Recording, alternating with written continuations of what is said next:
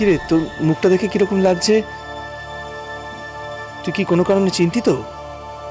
ঝামেলা নয় পিসে, কালকে তোমার কেসটা কোর্টে উঠবে। তুমি কোনো উকিলও নিলে না, কি হবে বলো তো? কি আবার হবে? সবাই তো নিজের সাফাই দেওয়ার জন্য উকিল দাঁড় করা, আমি নয় সেটা করলাম না, যা হবার হবে। শতরূপা তোমার জন্য একটা খুব নাম করা উকিল নিয়েছিল, তুমি তো। না রে, আমার ওসব ভাল লাগে না। কারো অনুগ্রহ নিয়ে আমি বেঁচে থাকতে চাই না।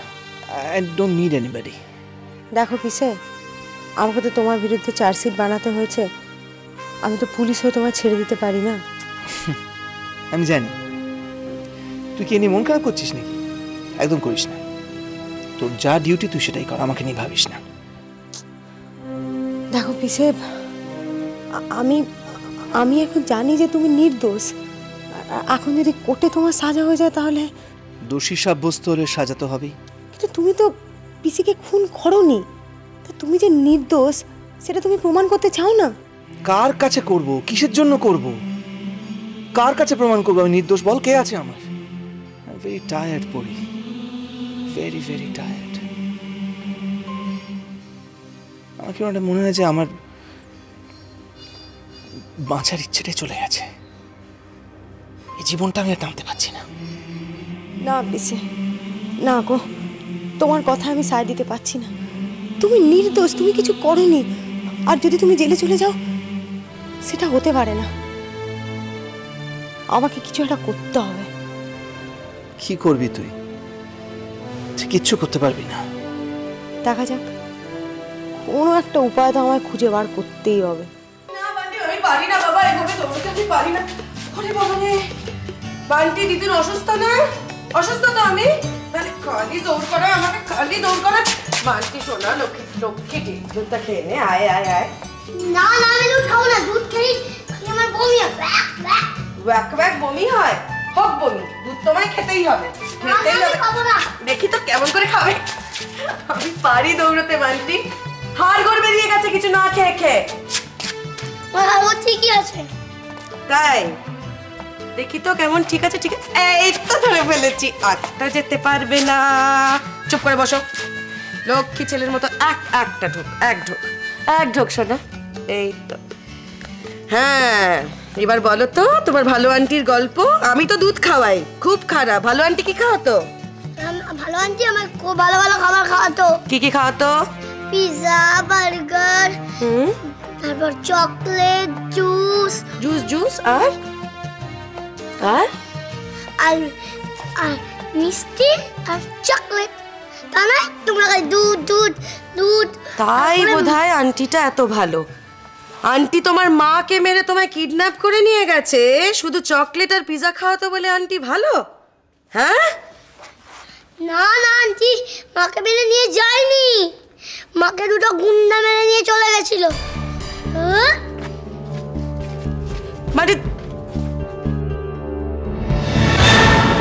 কি হলো ব্যাপারটা? বান্টি ওই কিডন্যাপার মেয়েটাকে বারবার ভালো বলছে কেন? মেয়েটাই বা বান্টির সঙ্গে ভালো ব্যবহার করতে গেল কেন? তার মানে মেয়েটা কি বান্টিকে চেনে? কিছু বুঝতে পারছি না। অপূর্ব বাবু যে কেন এরকম করছেন আমি বুঝতে পারছি না। কেন, কি করেছে অপূর্ব? দেখুন না দাদা, অশোক দেশাইয়ের মতো ওরকম একজন নামকরা লয়ার, তার সঙ্গে অপূর্ববাবু কথা বলতে রাজি হচ্ছেন না। উনি কিছুতেই বুঝতে চাইছেন না যে সমস্ত কেসটা ওনার এগেনস্টে সাজানো হয়েছে। যদি ওরকম একজন নামকরা লয়ার না থাকে তাহলে এই কেসটা লড়া যাবে না। আমি যতদূর জানি অপূর্ব আপনার উকিলের সাথে কথা বলতে রাজি হয়নি এই কারণে যে পরি ওর হয়ে কোর্টে দাঁড়াবে।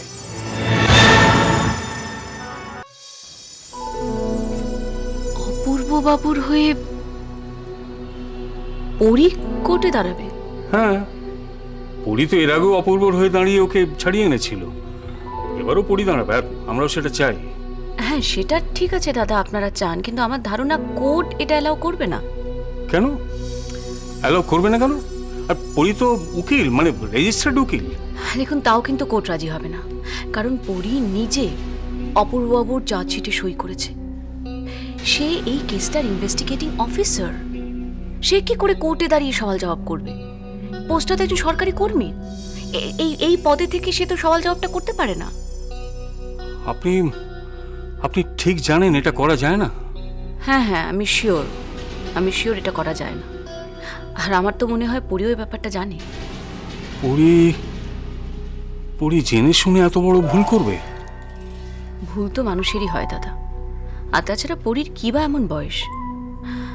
আমার মনে হয় ও উৎসাহের খাতিরে এই সমস্ত নিয়মকানুনগুলো ভুলে গেছে। তাহলে কি হবে? অপূর্ব তাহলে ছাড়া পাবে না? কোর্টে অপূর্বর হয়ে কে দাঁড়াবে? শেষ পর্যন্ত আমাকেই কিছু একটা ব্যবস্থা করতে হবে। দেখি কি করা যায়। কি করবেন আপনি? অপূর্ব তো আপনার উকিলের সাথে কথাই বললো না। এই অপূর্বটা এমন জেদি ছেলে না। আমি একটা কথা খুব পরিষ্কার বুঝতে পারছি দাদা, অপূর্ব বাবুর ভালোর জন্যই ওনার এই জেদটা ভাঙানো দরকার। আমি তো চেষ্টা করবই। আপনাদের কাছে আমার রিকোয়েস্ট, আপনারাও প্লিজ চেষ্টা করুন একটু। হ্যাঁ, চেষ্টা তো করতেই হবে। আমরা তো নিশ্চিন্ত ছিলাম যে পরি অপূর্বর উকিল হয়ে দাঁড়াবে। ও সওয়াল করার ধরন তো আমরা দেখেছি। ও আইনে মার প্যাচে ঠিক অপূর্বকে আসামির কাঠগড়া থেকে নামিয়ে আনতে পারত। অন্য কেউ কি সত্যি অপূর্বকে বাঁচাতে পারবে?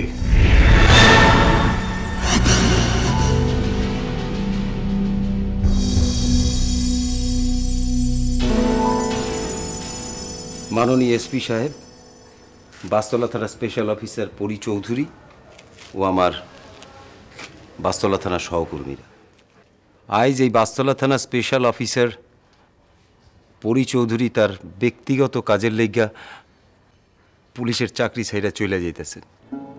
এই বাসতলা থানায় স্পেশাল অফিসার হিসাবে যোগদানের পর পরি ম্যাডাম পুলিশের ভেতরকার যত দোষ ত্রুটি ছিল সেটা যেমন সংস্কার করছিলেন, পাশাপাশি উনি এই পুলিশকে সমাজের বন্ধু হিসাবে পরিচিত করিয়েছে। এখন আমাদের মহামান্য এসপি সাহেব তার নিজের পক্ষ থেকে পুষ্পস্তবক পরি ম্যাডামের হাতে তুলে দিয়ে অভিনন্দিত করবেন।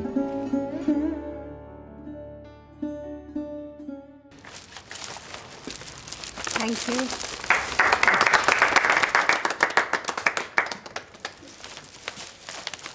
এখন মহামান্য এসপি সাহেবকে অনুরোধ করব উনি যদি দু একটা কথা কিছু বলেন। আমার প্রিয় সহকর্মী বন্ধুরা, আমাদের স্পেশাল অফিসার পরি চৌধুরী পুলিশের পেশা ছেড়ে অন্য একটি গুরুত্বপূর্ণ পেশায় নিজেকে নিয়োগ করতে চলেছে। আমি মনে করি পরি যতদিন এই পুলিশের সঙ্গে ছিলে সে কথা পুলিশ মহল কোনো দিন ভুলতে পারবে না। আমি পরির সুস্বাস্থ্য এবং শুভ কর্মজীবন কামনা করি এবং আশা করি ভবিষ্যতে আমাদের যখনই কোনো প্রয়োজন হবে পরির থেকে আমরা সম্পূর্ণ সাহায্য এবং সহযোগিতা পাব। মাননীয় এসপি সাহেব এবং আমার সকল সহকর্মীরা, আমি সকলকে থ্যাঙ্কস জানাতে চাই। আপনারা অনেক অনেক সহযোগিতা করেছেন। আমি শুধু একটা জিনিসই চেয়েছিলাম, যখন আমি এখানে জয়েন করেছিলাম আমি চেয়েছিলাম যে পুলিশের উপরে সাধারণ মানুষের যে আস্থা আছে সেই আস্থাটা যেন সারা জীবন থাকে এবং আমাদের সকলকে, আমাদের টিমকে সাধারণ মানুষের কাছ থেকে সেই আস্থাটা জয় করতে হবে এবং সাকসেসফুলি আমরা সেটা জয় করতেও পেরেছি। এবং আমি আশা করছি যে আমার জায়গায় যে নতুন অফিসার আসবেন তিনিও খুব সৎ হবেন এবং আমি যেরকমভাবে আমার কাজ এগিয়ে নিয়ে গেছি তিনি হয়তো আমার থেকেও ভালো কাজ এগিয়ে নিয়ে যাবেন। Thank you. Thank you. ভালো থাকবেন madam. Thank you. Thank you. আসবেন আবার। হ্যাঁ, নিশ্চয়ই। আসছি ম্যাডাম, থ্যাংক ইউ। ভালো থাকবেন। আসছি ম্যাডাম, আবার আসবেন, ভালো থাকবেন। Thanks a lot. Thank you sir. Thank you. Thank you, ভালো থেকো, মাঝে মাঝে একটু খবর নিও। নিশ্চয়ই নিশ্চয়ই। ওকে।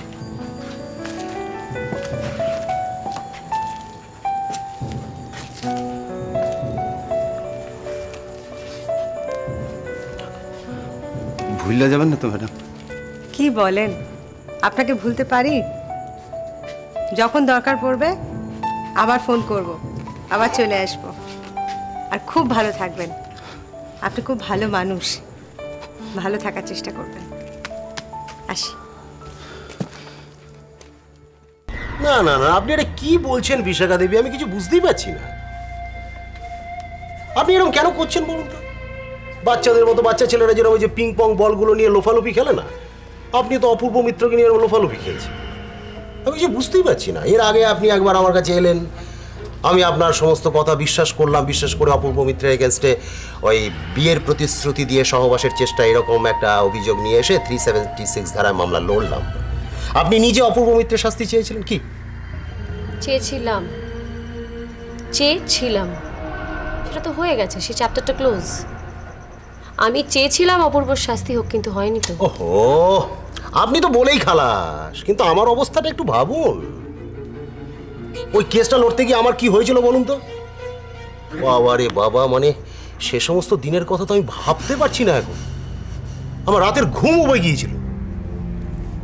পত্রপত্রিকা, কাগজে, রেডিওতে, টিভিতে, যেখানে সেখানে শুধু আমার কেচ্ছা কেলেঙ্কারি। আমার সমস্ত ক্লায়েন্টরা চলে গেল, কি যে অবস্থা হয়েছিল না আমার। আমার তো না খেতে পেয়ে মরার জোগাড় হয়ে গিয়েছিল একেবারে। এক্স্যাক্টলি, খুব ক্ষতি হয়ে গিয়েছিল আপনার ওই কেসটার পরে, আমি বুঝতে পারছি। সেজন্যই আমি বলছি আপনাকে, আই উড সাজেস্ট আপনি এই কেসটা নিয়ে নিন, তাহলে আপনার খানিকটা ক্ষতিপূরণ হলেও হতে পারে। দেখুন বিশাখা দেবী, সত্যি কথা বলতে কি, আমি না ওই ঘটনাটার পর নিজেকে ভীষণভাবে অ্যামেন্ড করেছি, অনেক কনসেন্ট্রেট করেছি আমি আমার নিজের কাজে, করে টোরে আমি আমার মান সম্মান এই সমস্ত ফিরে পেয়েছি। আপনার এই সমস্ত উল্টোপাল্টা কেস আমি আর হাতে নিতে চাইছি না। আপনি আমাকে একটা কথা বলুন তো, একবার আপনি অপূর্ববাবুর শাস্তি চেয়েছিলেন, তো এখন কি এমন ঘটনা ঘটলো যে এখন আপনি অপূর্ববাবুকে বাঁচাতে চাইছেন? আমি অপূর্বকে কেন বাঁচাতে চাইছি সেটা জরুরি আপনার কাছে, না অপূর্বকে বাঁচাতে পারলে আপনি কত টাকা পাবেন সেটা জরুরি? দিস টাইম অপূর্বকে বাঁচানোর জন্য আমি যত খুশি টাকা দিতে রাজি আছি, ভেবে দেখুন। না, ভাবা ভাবির কোনো জায়গাই নেই। আপনি কি বলছেন? আপনার খুব ভাগ্য ভালো যে তখন অপূর্ববাবু আপনার এগেনস্টে মানহানির মামলাটা করেনি। করলে আপনি তো ফাঁসতেনই, আমার 12টা বেজে যেত, কতগুলো টাকা গচ্ছা যেত জানেন। টাকার লোভে তো একটা মিথ্যে সাক্ষীকে অপূর্ববাবুর এগেনস্টে দাঁড় করিয়েছিলাম, কিছু করতে পারলাম? তা এখন কি আপনার টাকা দরকার ফুরিয়ে গেছে নাকি? দেখুন সুকুমার বাবু, এবারে কিন্তু যেভাবেই হোক অপূর্বকে আইনি শাস্তির হাত থেকে বাঁচাতে হবে। না না, সম্ভব হবে না। ও কেসটা আমি দেখেছি, কেসের চার্জশিটও সাংঘাতিক শক্ত, পরি চৌধুরীর নিজের তৈরি করা চার্জশিট। এখান থেকে এই কেস থেকে বাঁচানো সম্ভব নয় অপূর্ববাবুকে। না দেখুন, যত অসম্ভব আছে সবই সম্ভব হয়ে যাবে যদি আপনি চেষ্টা করেন। ভেবে ভেবে মাথা খাটিয়ে দেখুন, ভাবুন, কিছু না কিছু ক্লু একটা পেয়ে যাবেন। আর এই এক্সট্রা খাটনির জন্য আপনার যতটা টাকার দরকার ততটাই আমি আপনাকে দিতে রাজি আছি। না না না না, হবে না হবে না হবে না। মানে এমনভাবে আঁটঘাট ভেদে কেসটা সাজানো হয়েছে না, আমি যদি মানে একটু এদিক ওদিক করতে যাই, মানে আমি নিজে ফেঁসে যাবো একদম। আর সরকারি উকিল হিসেবে মানে এই রিস্কটা আমার নেওয়া একদম ঠিক হবে না।